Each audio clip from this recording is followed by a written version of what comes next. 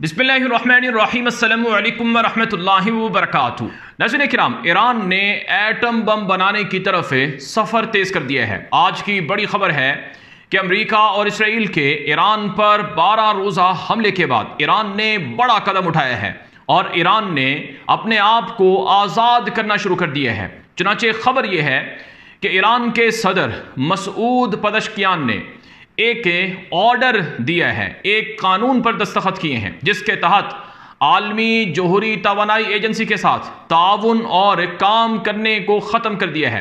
اس حوالے سے رپورٹ میں بتایا گیا ہے کہ جو عالمی جوہری توانائی ایجنسی ہے IAEA، بین الاقوامی ایٹمی توانائی ایجنسی، اس کے ساتھ ہر طرح کا تعلق ایران نے ختم کر دیا ہے، جس کا مطلب یہ ہے کہ ایران اب اپنی یورینیم کی افزودگی تیز کر سکتا ہے، ایران اپنے ایٹمی ہتھیاروں کو بنا سکتا ہے۔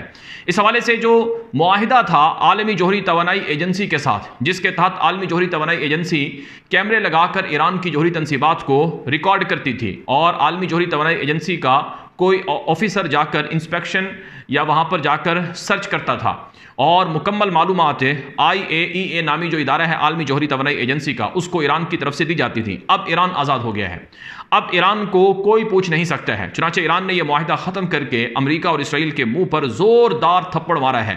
چنانچہ اس حوالے سے بتایا جا رہا ہے کہ ایران نے یہ معاہدہ کیوں ختم کیا ہے، اس کے فائدے ایران کو کیا ملیں گے۔ ایران نے یہ معاہدہ ختم کر کے اپنی جو تنصیبات ہیں، جیسے نتنز ہے، جیسے فردو ہے، یا جیسے اصفہان ہے، یا دیگر جوہری تنصیبات ہیں، ان کے حوالے سے اب ایران کی معلومات، ان جوہری تنصیبات کی معلومات عالمی ادارے کے پاس نہیں ہوں گی اور عالمی ادارے کی وجہ سے اسرائیل یا امریکہ کو کوئی پتہ نہیں چل سکے گا۔ کیمرے ہٹا دیے گئے ہیں، ریکارڈنگ CCTV جو ہوتی تھی وہ بند کر دی گئی ہیں، جس سے معلومات اب امریکہ یا اسرائیل کے پاس نہیں پہنچ پائیں گے۔ ایران نے جو رپورٹنگ تھی وہ بھی دینا بند کر دی ہے اور اب ایران اپنی یورینیم کی افزودگی تیز کر سکتا ہے اور اس عمل سے ایران کا امریکہ پر دباؤ بڑھ گیا ہے، کیونکہ ظاہر ہے جب دنیا کو پتہ ہی نہیں ہوگا کہ ایران کیا کر رہا ہے تو ایران تیزی سے اپنے یورینیم کو افزود کر کے ایٹمی دھماکوں کی طرف جا سکتا ہے۔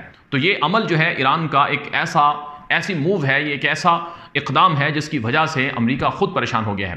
چنانچہ یہی وجہ ہے کہ فرانس حرکت میں آیا ہے، جرمنی حرکت میں آیا ہے، برطانیہ حرکت میں آیا ہے۔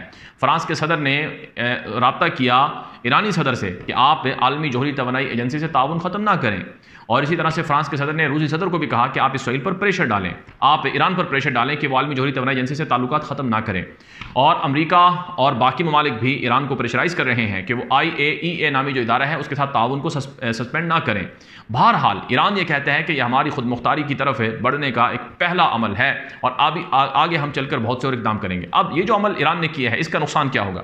ایران کو اس کا خدشہ یہ ہے کہ ممکنہ طور پر امریکہ اور اسرائیل یوں دوبارہ حملہ کر سکتے ہیں، کیونکہ دنیا میں اب یہ خطرہ بڑھ چکا ہے کہ دنیا پوری، پہلی بات تو یہ ہے کہ یہ جو ایران پر حملہ ہوا تھا اسرائیل اور امریکہ کا، اس حملے میں کیا ایران کو کوئی زیادہ نقصان ہوا ہے؟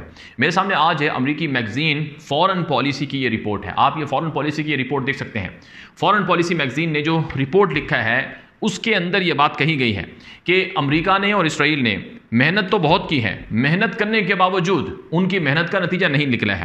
اسرائیل's war on Iran backfired، کہ اسرائیل نے ایران کے ساتھ جو جنگ چھیڑی تھی اس جنگ سے کوئی نتیجہ نہیں ملا ہے۔ یہ امریکی میگزین فورن پالیسی کی رپورٹ ہے، تفصیلی رپورٹ ہے، جو فورن پالیسی کا جو ہیڈ کوارٹر ہے وہ واشنگٹن DC میں ہے۔ دنیا کے عالمی معاملات پر یہ فورن پالیسی میگزین اپنی رپورٹ دیتا ہے۔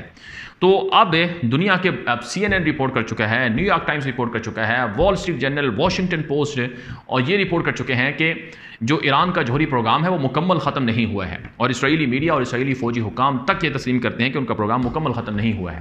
اور یہ بھی انکشافات ہوئے ہیں کہ ایران کے پاس مطلوبہ یورینیم کی افزودگی موجود ہے۔ تو یہ وہ ساری چیزیں ہیں جس سے ایران کا ایٹمی دھماکوں کی طرف یا ایٹم بم کی طرف بڑھنے کے امکانات سامنے واضح نظر آتے ہیں۔ اب سوال یہ ہے کہ کیا ایران پر دوبارہ حملوں کی تیاریاں کی جا رہی ہیں؟ اس حوالے سے ہمارے پاس جو رپورٹس ہیں اور عالمی میڈیا جو رپورٹ کر رہا ہے کہ فائنل جنگ کی تیاریاں تیز ہو چکی ہیں، ایران بھی تیاریاں کر رہا ہے اور امریکہ اور اسرائیل بھی تیاریاں کر رہے ہیں۔ چنانچہ ایران کیسے تیاری کر رہا ہے کہ ایران نے چین سے مدد مانگی ہے اور چین نے ایران کو طاقتور جنگی جہاز دینے کا اعلان کر دیا ہے۔ چنانچہ J-10C نامی جنگی جہاز وہ چائنا کی طرف سے ایران کو ڈیلیور کیے جائیں گے، وہ بہت جلد کیے جائیں گے، اور چین نے فوری طور پر ایران کو HQ-16 نامی جو ایئر ڈیفنس سسٹمز ہے وہ بھی فراہم کرنے کا اعلان کر دیا ہے، اور چین ایران کو جدید ترین ریڈار سسٹم اور جدید ترین اسپیس یا خلائی ٹیکنالوجی جو ہے وہ بھی فراہم کرے گا، جس سے ممکنہ طور پر ایران کے اوپر اسرائیلی حملوں کو روکنے میں مدد ملے گی۔ تو چین جو ہے امریکہ کے ساتھ ایک اور محاذ پر اپنے ہتھیاروں کو آزمانے جا رہا ہے، اور وہ محاذ ایران کا ہے۔ اور پھر ناظرین اکرام، اسرائیل جو ہے وہ امریکہ کی مدد سے مزید اپنے آپ کو طاقتور بنا رہا ہے۔ تازہ اطلاعات کے مطابق امریکہ کی طرف سے دھڑا دھڑ اسرائیل کو اسلحہ بھیجا جا رہا ہے۔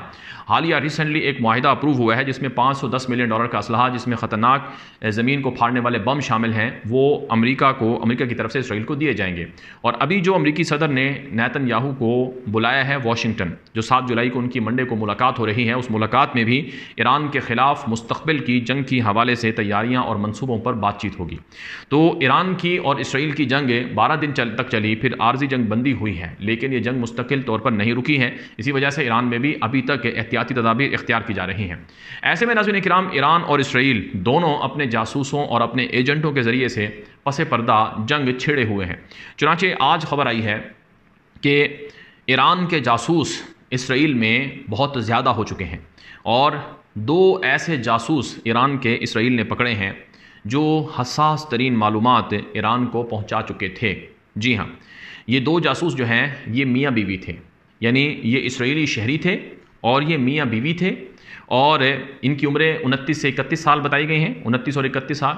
ان دونوں کو، یعنی یہ جو کپل تھا، جوڑا تھا، اس کو پکڑا گیا ہے، اور انہوں نے اعتراف بھی کیا، اور ان کے قبضے سے موبائل فونز، لیپ ٹاپ اور باقی چیزوں سے جو برآمد کیا گیا ہے، ان میں یہ پتہ چلا ہے کہ ایران کو حساس تنصیبات کی تصویریں، لوکیشنز اور باقی چیزیں جو ہیں وہ فراہم کی گئی تھیں اس کپل کی طرف سے۔ یہ اسرائیلی اخبارات نے، دی یروشلم پوسٹ نے، دی ٹائمز آف اسرائیل نے، یدیوت اہرونوت نے اس واقعے کو رپورٹ کیا ہے۔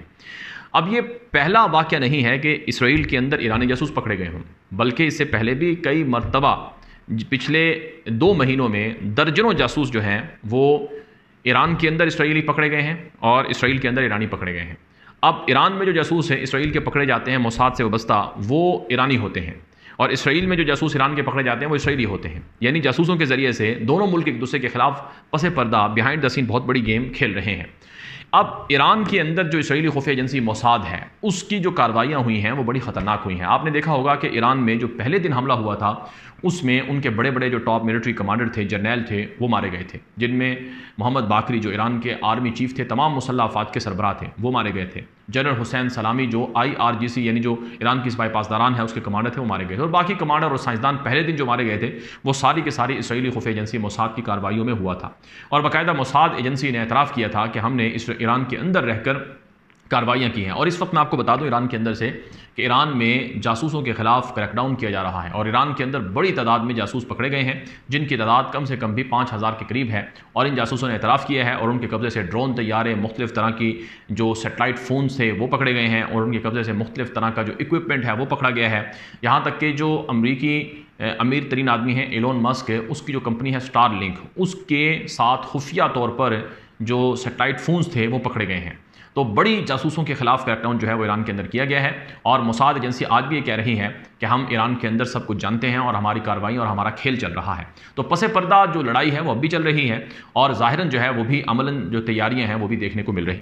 بہرحال یہ عالمی خبروں کا ایک راؤنڈ اپ تھا جو آپ کے سامنے رکھا گیا ہے۔ مزید اس طرح کی تفصیلات آئیں گی، آپ ہمارے سامنے اپنی رائے کا اظہار لازمی کیا کریں تاکہ آپ کی راہ کی روشنی میں ویڈیوز کو اور ویلاگز کو مزید اچھا اور بہتر بنایا جا سکے۔ اجازت دیجیے، السلام علیکم ورحمۃ اللہ وبرکاتہ۔